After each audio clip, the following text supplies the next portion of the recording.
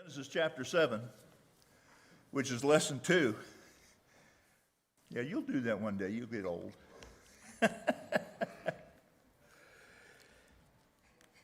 And I wanted to read chapter 7. I think it's an important passage. At the end of chapter 6, thus Noah did according to all that God had commanded him, so he did. That's an important consideration when we talk about, and Greg talked about last week about how long it would have taken to build the ark, about 120 years. During that time, what was Noah doing? Preacher of righteousness. Right. Peter calls him a preacher of righteousness. So during the time that he was building the ark, he was trying to preach to those that were making fun of him or derision, I could just imagine. Can you imagine building a boat the size of this ocean liner that it would have been? And there's no evidence that it's ever rained before upon the earth until we get here to chapter 7. And can you imagine what the crowd that surrounded him would have, that massive boat would have drawn the crowd. There's supposedly a scale replica of it in Kentucky, and you can see it from a good distance away. And you get up to it, and you're relatively small compared to the ark. But so it took him 120 years, basically, to build the ark as he was preaching. Then the Lord told Noah, "Enter the ark, you and all your household, for you alone I have seen to be righteous before me in this time. You shall take with you every clean animal by 7, a male and his female. Of the animals that are not clean, 2 of a male and his female. So the birds of the sky by 7 make male and female, to keep offspring alive on the face of the earth. For after 7 more days I will send rain on the earth, 40 days and 40 nights. So rain would come down. I will blot out from the face of the land every living thing that I have made." And Noah did according to all that the Lord had commanded him. And Noah was 600 years old when the flood of water came upon the earth. Then Noah and his sons, his wives and his sons' wives who were with him, entered the ark because of the waters of the flood, of clean animals and animals that were not clean, the birds and everything that creeps on the ground. They went into the ark to Noah by 2s, male and female, as God had commanded Noah. And it came about that after 7 days that the water of the flood came upon the earth, in the 600th year of Noah's life, in the 2nd month, on the 17th day of the month, on the first day, or on the same day as the fountains of the deep. Now you got Greg talked about this envelope that had been surrounding the earth at this time. The water came up, and the waters were, or the ground was watered by a mist that came up from the earth. And now you have that envelope collapsing as it rains 40 days and 40 nights. And now you have the great depths that are broken up. The fountains of the great deep burst open, and the floodgates and the skies were open. And so, have you ever considered the depth of the ocean? There are mountains there that are so tall that I think it was as tall as Mount Everest, the mountains in the ocean. The upheavaling that would have taken place as the fountains of the deep were broken would have caused a cataclysmic event. The very same day, Noah and Shem, Ham, and Japheth, the sons of Noah, and Noah's wife, and the 3 wives of his son with him, entered the ark. And there was every beast after its kind, and all the animals after their kind. And so all of this took place. And we have, I guess I'd better go by the questions. Give the names of Noah's sons that I just named. Shem, Ham, and Japheth. And what do we know about these tribes, about these three peoples? Say again?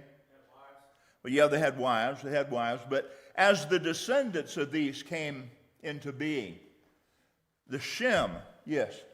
So, the word, so we think about anti-Semitism today, so that means basically against the Jews. Semites, the Semitic peoples. So, the word Semitic comes from Shem.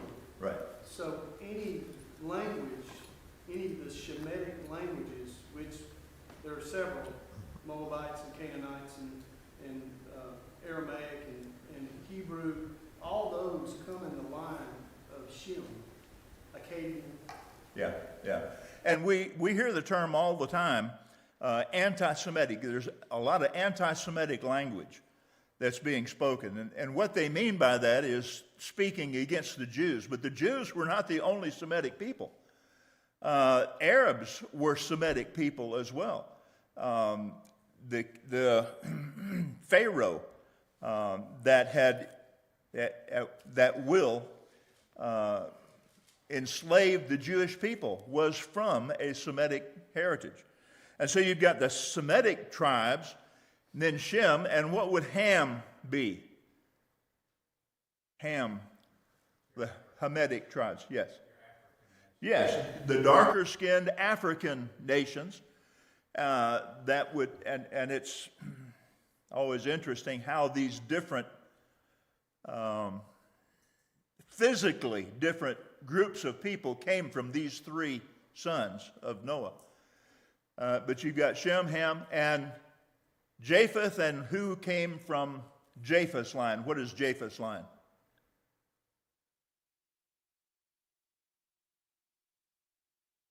The Greeks, right? The what we would typically call, I don't know if this is the right Caucasian, the lighter skinned people. So Shem, Ham, and Japheth, from them came all the tribes that are on the earth. And what caused God to send the floods upon the water? We're going back to chapter 5. What happened? Or chapter 6.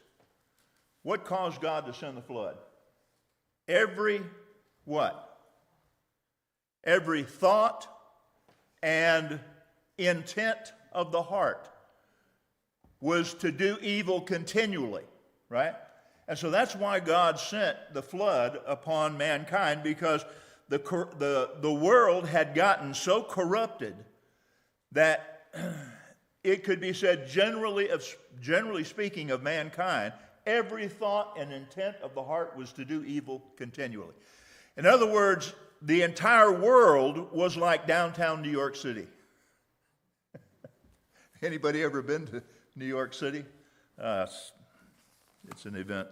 But anyway, every thought and intent of the heart was to do evil continually. And God always warns people when destruction comes upon them.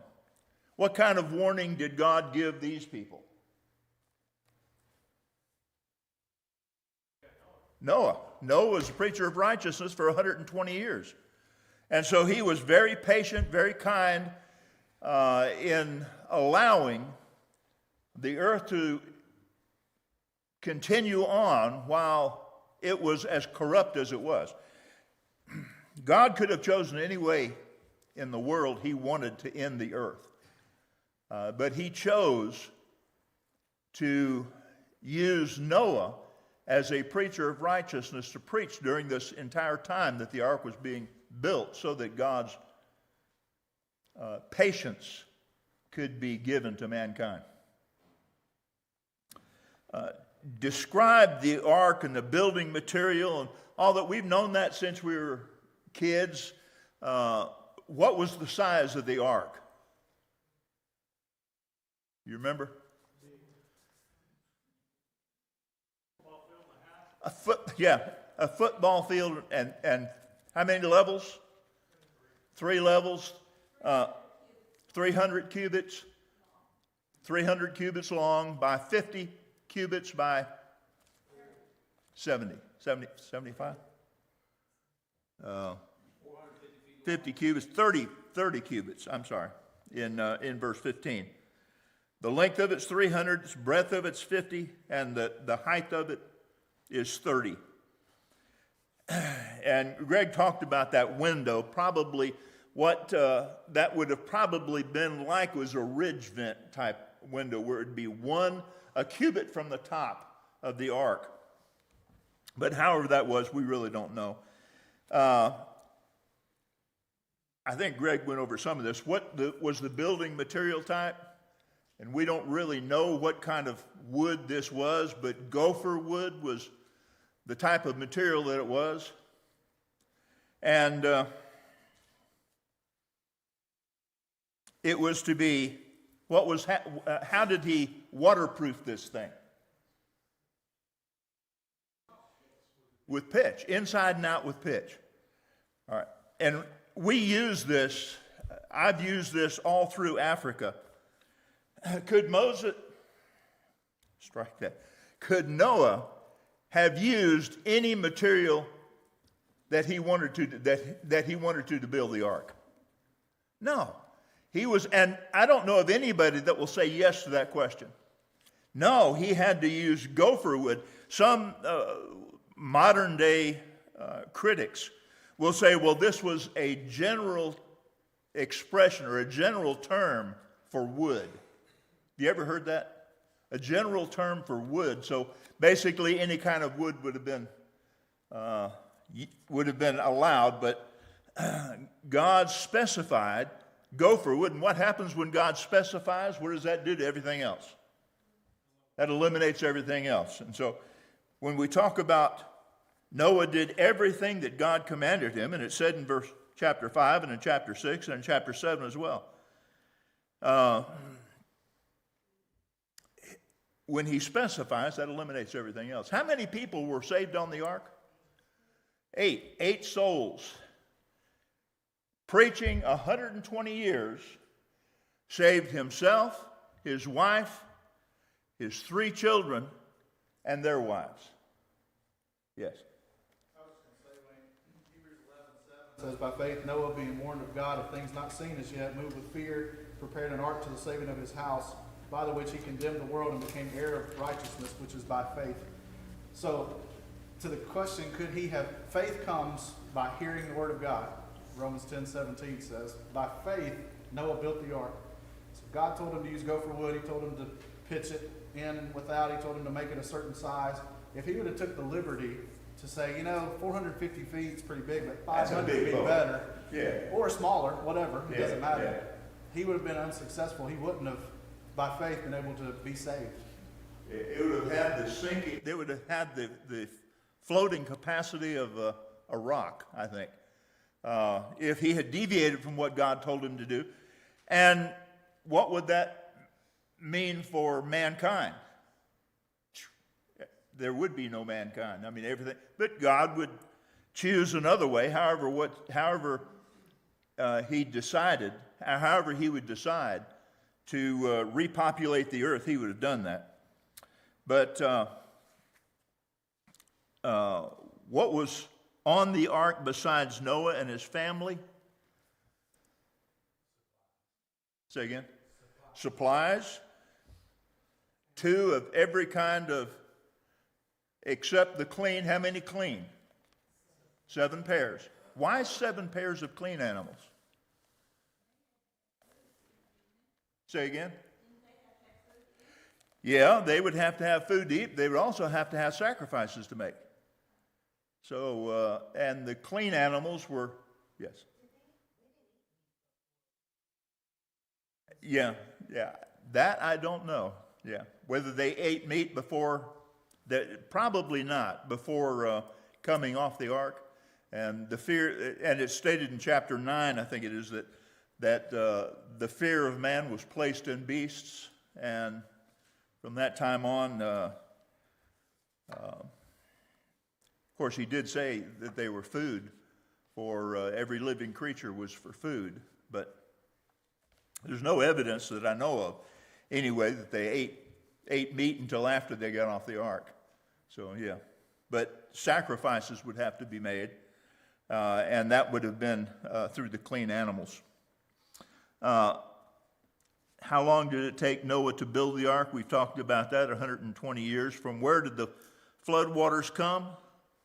Where did the flood waters come from? Yes. I just wanted to say, back to your other point about the animals, you know, God never gives a size. A what? A size. A size? So, we know that there were dinosaurs that roamed the earth at this point. Yeah. And they would have had to have went on to the ark. But, you know, obviously, the 20 feet tall dinosaurs couldn't go on the ark. Yeah. It would have had to have been the small dinosaur that would have had to went on the ark. Yeah. And a lot of the other animals and stuff, rhinoceroses, I mean, elephants, you know, he would have probably chose like a baby to go on the ark. Yeah, yeah. Or, I hadn't given a lot of thought to this, eggs could have been brought onto the ark as well for the survival of the species, but I don't know how that would. Well, he wouldn't have, didn't Incubator. God called them to come to Yes. the ark, right? So an egg wouldn't have been able Yeah, to. yeah, that's true. Yeah. But you're right, size is not mentioned as far as the creatures are concerned. How long were they on the ark? That's how long it rained. Yeah. How long did it take? Yeah, it took them about a year on the ark. From the time it started raining till the time that the floodwaters decreased and they got off the ark. So, where did the floodwaters came from? We dealt with that. The rains as well as the depths were broken up. Where did the ark come to rest? On Mount Ararat. On Mount Ararat, right. And I'm getting so old I can't hardly see. Describe how Noah knew when it was time to come out of the ark. What did he?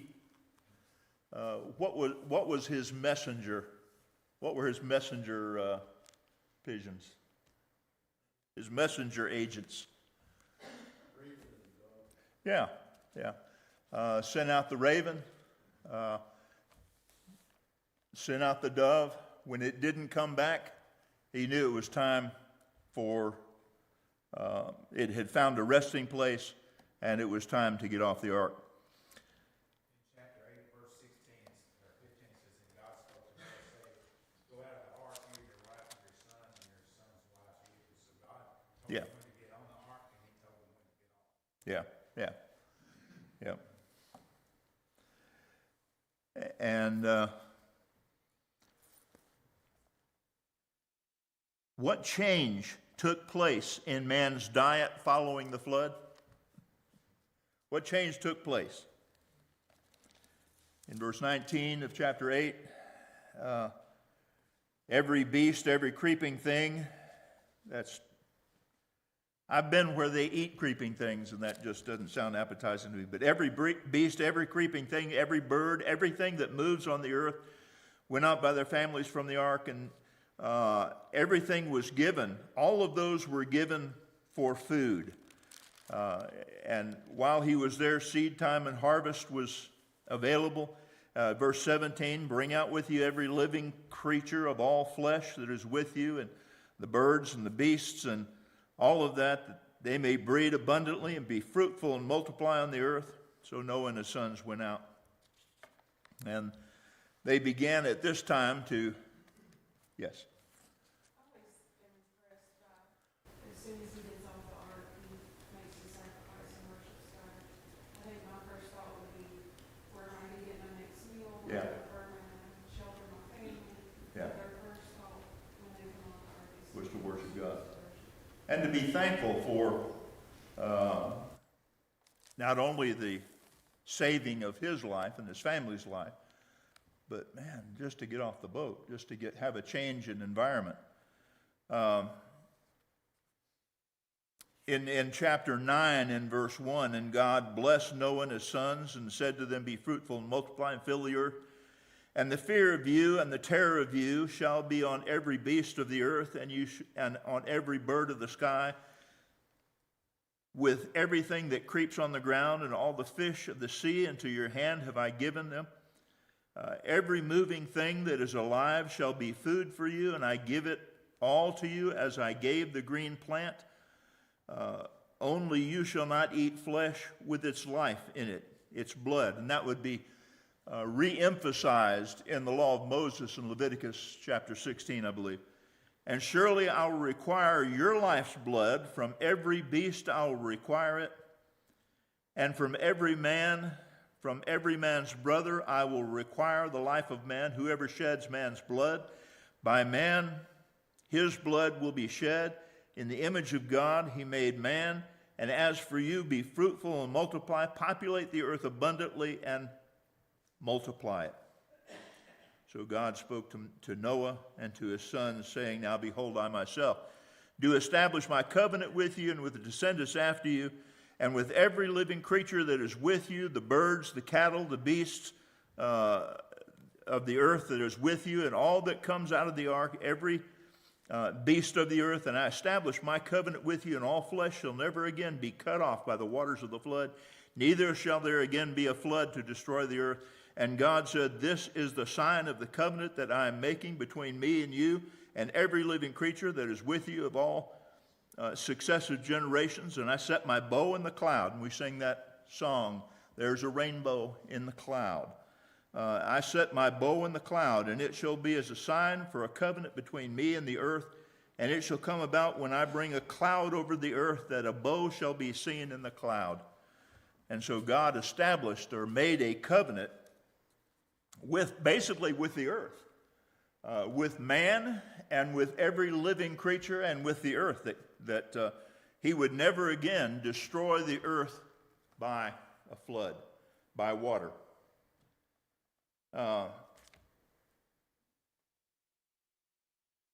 What covenant did God make following the flood? That's the covenant that we've been talking about. And what's the sign of that covenant? The bow that's in the cloud, or that's in the sky.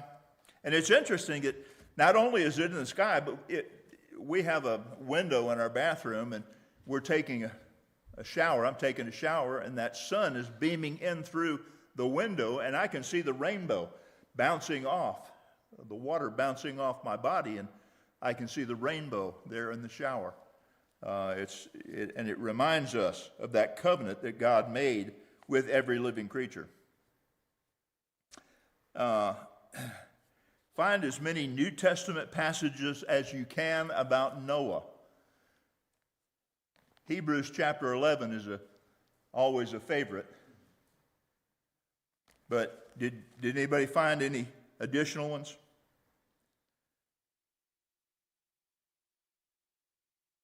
People being saved, so he would be included in that, wouldn't he, in 2 Peter 3:20? Say that again? I'm sorry, I didn't catch it. Reference to 8 people being saved, wouldn't he be included in that, even though he's not named by name? Yes. 8 people being saved in the ark. Yeah. And by faith, Noah, as we read in Hebrews chapter 11, by faith, and then Peter, as Peter talks about Noah being a preacher of righteousness.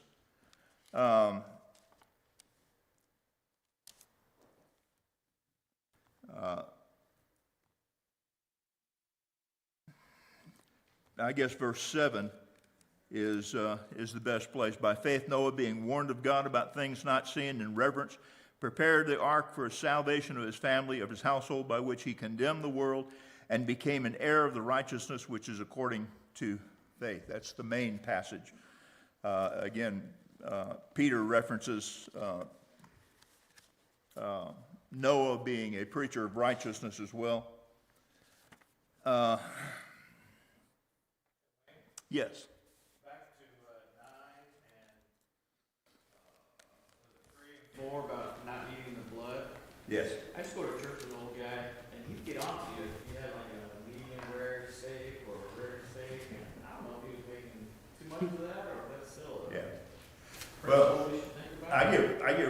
beef, and I'll take a couple pounds of ground hamburger, and you let it thaw out, and the blood from the meat comes out. But there's no way you can get every scrap of blood. I mean, it's within every fiber of the meat, the juice that's in the meat. But God, yeah. Our butcher processes today do not match that of what the Jews did to let the blood of the animals. Yeah. So even a well-done piece of meat today is not the same as a Jewish piece of meat, that's my understanding. Yeah.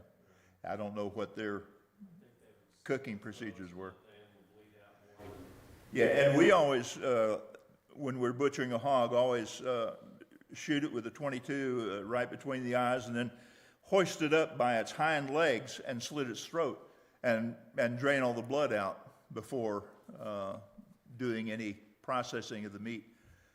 But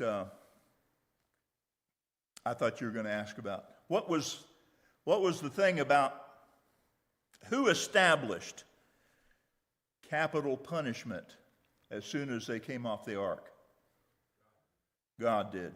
So is it right for people today to say, we're supposed to love everybody, and we can't take a life that God has given for no matter what, and they'll be outside of prison during the time that somebody's being executed, and they'll be out there protesting, saying that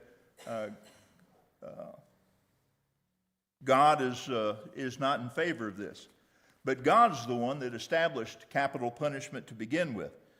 In verse 6, whoever shed man's blood, by man his blood should be shed. In the image of God he made him. Be fruitful and multiply. Even an animal, if it was to kill a human being, that animal would be put to death. Yes. That principle is given here. Cain even recognized after he killed Abel that he should have been put to death. And Right. God said, no, I'm going to put a mark on you where it won't happen to you. But from the very beginning, this was a principle of God, capital punishment was. It was restated again for various crimes in the law of Moses. And in the New Testament, the scriptures even tell us that government doesn't bear the sword in vain. So Right. throughout history in the Bible, God has always instituted and endorsed capital punishment for certain crimes. Yeah, and it is interesting to me that God did not allow Cain to be put to death after murdering his brother. I guess that just shows the patience that God had with man. But from the time of the flood on, capital punishment was instituted by God and set in place by God. And that's where I thought you were going with that. But in Leviticus 16, I believe it is. Let me just turn there. If I'm remembering it correctly.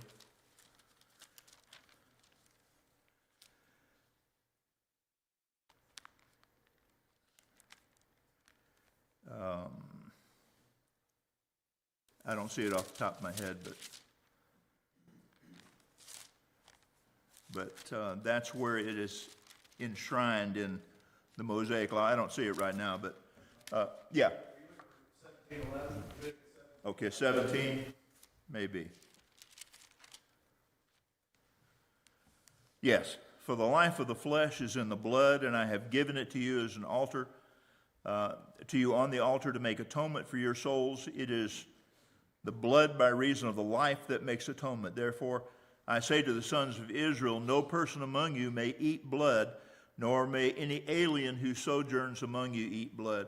And the alien who sojourns among them in the land of Israel was to be treated just like a native was. They were not to be treated as a foreigner. They had to keep the same rules and regulations that the Jews had to keep while they were there. And so, verse 14, for as for the life of all flesh, its blood is identified by its life. Therefore, I say to the sons of Israel, you are not to eat the blood of any flesh of the life of all flesh. That flesh is its blood. Whosoever eats it shall be cut off. And so that prohibition is given. Now, I don't know how meticulous they would have been about their diet, but what we always, I guess Rita's family always did, they had chickens. They would cut the head of the chicken off and let it run around, flop around, and that would get its blood out of it, and they would soak it and then cook it. But I don't know how meticulous they had to be in exercising that law. I don't know if that answers your question or not, but it's a good question. Say again? Stay away from blood pudding. Yeah, stay away from blood pudding, blood sausage. Did I see a hand up over here? Yeah.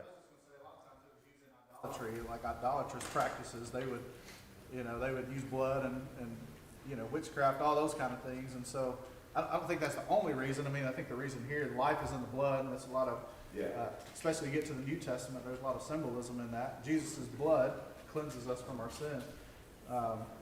But I think for multiple reasons it was, if for nothing else though, that is still intact. If you get to the New Testament, there's a couple places in Acts where it talks about things strangled and things with blood in it. Yeah, and I think that's really the import of the ban on eating blood, is that blood was I don't know if it still is, but blood was used in animal sacrifices, in drinking the blood, because you drink the properties of that animal into you, at least that's what their thinking was in some cultures. You drink the animal's blood and you retain the animal's strength and its power and whatever, its speed or whatever. But that, I think, is probably the prohibition against eating blood. Not that you get every scrap of blood out as best you can, but the prohibition against drinking the blood or eating the blood, like blood pudding or blood sausage, the things that people have today that they eat.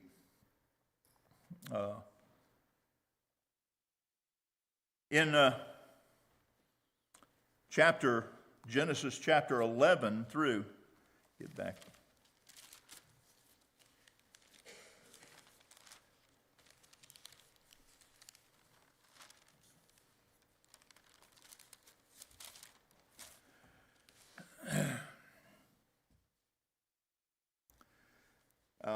What were they attempting to do at Babel?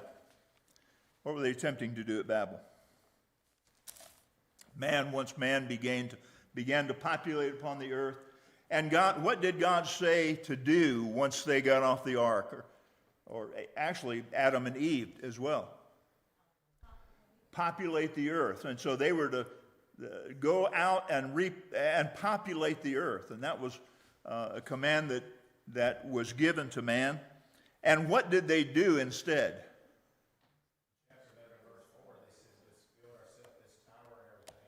Yeah. Yeah. That they wanted to all congregate in one place in contradiction to what God had commanded them. And the whole earth, in verse 1 of chapter 11, now the whole earth used the same language and the same words, and it came about as they journeyed east that they found a plain in the land of Shinar and settled there. And so they said to one another, come, let's make bricks and make them thoroughly. And so they built this edifice, and what was it designed to do? What did they build the tower for? Bring everyone there, concentrate them in that same area. Yeah, bring everyone there. But I was just going to say, verse 4, I think it's interesting that it said, make us a name. I mean, they're all there together, they all speak the same language, but do you think they were thinking, pride's at play here, so we need to make sure people remember us. Yeah. Everybody from now on knows how great we were. They're going to look at this huge tower and think, man, those people were so great. Make us a name lest what? Lest we do what God told us to do and be scattered over all the surface of the earth. the whole face of the earth. And so they were attempting to build a tower up to heaven, to build a tower. Now, does anybody know what that expression means? I mean, was it that they actually thought they could build a tower to make it into heaven? Or did they have a common belief that the higher you are, the closer you are to God? Yes. Yeah. I don't think they had intention that they could build it all the way to heaven. Yeah. They just wanted to build a skyscraper. Yeah. Yeah. Yes. Teener. I read in one of my studies that this was kind of like a high rise, and that everybody would kind of move in there and be together, and that they were trying to build it so high that should floods come again, it couldn't wipe them out like it did before. That's an interesting concept if they didn't understand, if they didn't believe anyway, that the bow was given for man so that they would know that the earth would never again be destroyed by water. But they may not have known that because as man became more and more wicked, they refused to listen to what God said. So what did God do and why? What did God do with this? You know, you're going to build a tower. You have to have an awful lot of communication between different groups of people in order to do this. You had to have the people that were the logistics people. You had to have the mason people or whoever it was that was doing the work. So what did God do to prevent this from happening? Confuse their language. So that they could not understand one another, and that's the why that's given there, so they could not understand one another. And from that point, then they were scattered abroad. They were scattered upon the face of the earth. And where was Abram born? Or what? Where was, say again? Ur of the Chaldees. Ur of the Chaldees, right. And who was his father? Who is Abram's father? And what was he?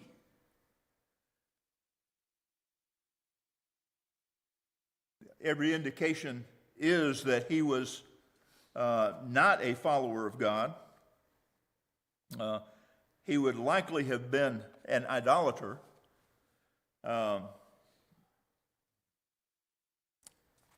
There's a passage that I wanted to look at.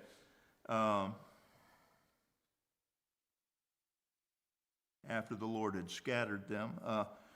In verse 25, Nahor lived 29 years and became the father of Terah, and Terah had sons and daughters. There was I can't find it off the top of my head. At any rate, where did they go to settle? They settled in the days of Terah.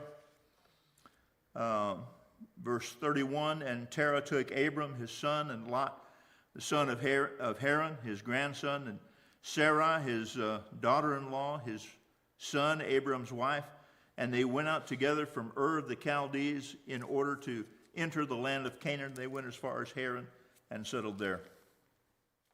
And so he came from Ur of the Chaldees, and he went with his wife, Sarai, whose later wife was renamed Sarah. And how was he related to Lot? Abram, who's his uncle, right? I always thought this was so funny to me. Y'all who are drivers, y'all who are husbands that drive and you have wives that try to help you driving. What's the question that is almost always asked? But this is before the days of GPS. Do you know where you're going? Do you have a map? Were you supposed to turn over here? Can you imagine now? We go back to Hebrews chapter 11. He did not know where he was going, right? Abram, as he came to the land that God would show him, he did not know where he was going. Let me look at that real quickly. Hebrews chapter 11.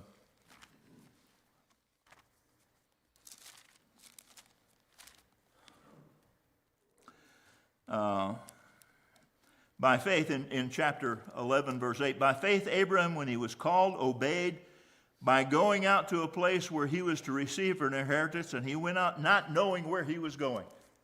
Could you imagine being on that trip? And you have Sarah saying, now, where is it that we're going, and how long is it going to take to get there? That's a question that people who travel often get. Are we there yet? And I always thought this was would be such a funny